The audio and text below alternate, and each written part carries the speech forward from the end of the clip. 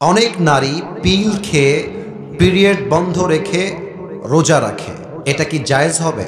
খুবই গুরুত্বপূর্ণ প্রশ্ন। অনেক নারী প্ল্যান করে যে আমি পিরিয়ড বন্ধ রাখার জন্য পিল খাবো, এতে করে আমার পিরিয়ড বন্ধ হয়ে যাবে, আমি আরামে আয়েসে রোজা রাখবো, কোনো প্রবলেম আমি ফেস করব না। এটা কি আদৌ জায়েজ আছে কিনা? প্রথম কথা দেখেন, আমি প্রত্যেকটা যুবকদেরকে বলবো, মা বোনদেরকে বলবো বোঝাবার সাথে, আপনি যদি কোনো আমল কন্টিনিউয়াসলি করেন, please try to understand this point, একটু বোঝেন।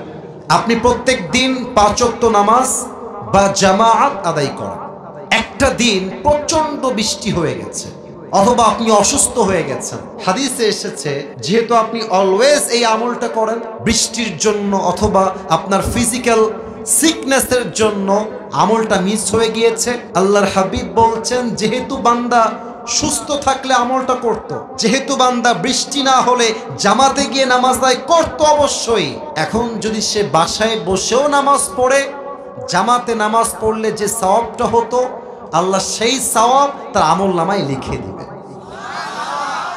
এক নাম্বার কথা, প্রিয় বোন, যেহেতু আপনি রোজা রাখতেন আল্লাহ জানেন, অতএব এটার জন্য পেরেশান হওয়া কোনো প্রয়োজন নেই, যেহেতু এটা আল্লাহর দেওয়া একটা বিধান, আপনি বাড়াবাড়ি করবেন না, আপনাকে রোজার সওয়াব দিবে একজন, আওয়াজ দিয়ে বলেন সবাই, তিনি কে?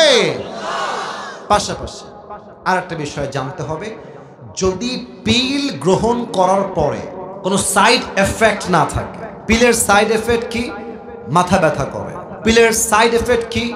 শরীরটা উইক লাগে, দুর্বল লাগে। যদি কোনো সাইড এফেক্ট না থাকে, ইউ ক্যান টেক ইট, আপনি এটা নিতে পারেন।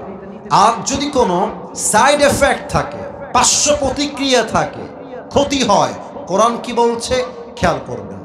কোরআন বলছে আউযু বিল্লাহি মিনাশ শাইতানির রাজীম ওয়ালা তুলকু বিআইদিকুম ইলা তাহলুকা, তুমি তোমার নিজের জীবনকে ধ্বংসের দিকে ঠেলে দিও না, তুমি তোমার জীবনকে নিজের হাতে ধ্বংস করে দিও না। ইসলাম কল্যাণ চায়, ক্ষতি চায় না। অতএব যদি পিল গ্রহণ করে ক্ষতি হয়, এটা অ্যাকসেপ্ট করা যাবে না, এটা গ্রহণ করা যাবে না।